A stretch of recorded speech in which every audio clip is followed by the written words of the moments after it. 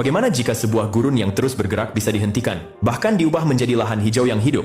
Kedengarannya mustahil, tapi inilah yang benar-benar terjadi di China saat mereka melawan ancaman besar dari gurun yang terus meluas. Selama bertahun-tahun, wilayah di sekitar gurun mengalami desertifikasi, tanah subur perlahan berubah menjadi tandus. Angin kencang membawa pasir, menutup lahan pertanian, merusak ekosistem, dan memaksa banyak orang meninggalkan rumah mereka. Badai pasir menjadi ancaman rutin yang sulit dihentikan.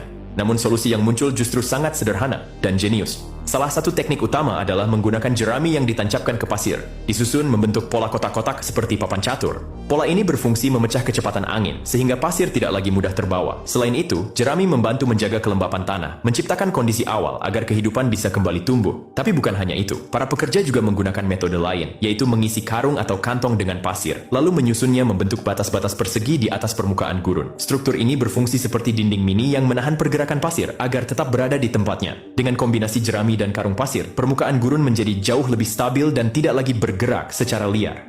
Setelah pasir berhasil dikendalikan, tahap berikutnya adalah menghidupkan kembali tanah yang mati. Berbagai tanaman tahan ekstrem mulai ditanam. Salah satu yang paling umum adalah semak seperti caragana dan haloxylon, dikenal juga sebagai saksaul. Tanaman ini memiliki akar yang sangat dalam dan kuat, mampu mencari air jauh di bawah permukaan. Selain itu, mereka juga tahan terhadap panas ekstrem di siang hari dan suhu dingin di malam hari. Ada juga tanaman seperti Artemisia yang mampu tumbuh di tanah kering dengan nutrisi minim.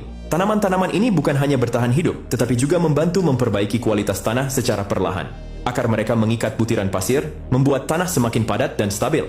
Daun dan batangnya mengurangi suhu permukaan serta membantu menciptakan mikroklimat yang lebih lembab. Dalam jangka panjang, kondisi ini memungkinkan tanaman lain untuk ikut tumbuh. Perubahan tidak terjadi dalam semalam, butuh waktu bertahun-tahun, bahkan puluhan tahun. Namun hasilnya sangat luar biasa. Wilayah yang dulunya hanya hamparan pasir kini mulai berubah menjadi lanskap hijau. Vegetasi tumbuh, kehidupan kembali, dan badai pasir pun berkurang drastis. Bahkan, beberapa area kini bisa dimanfaatkan kembali untuk pertanian dan aktivitas manusia.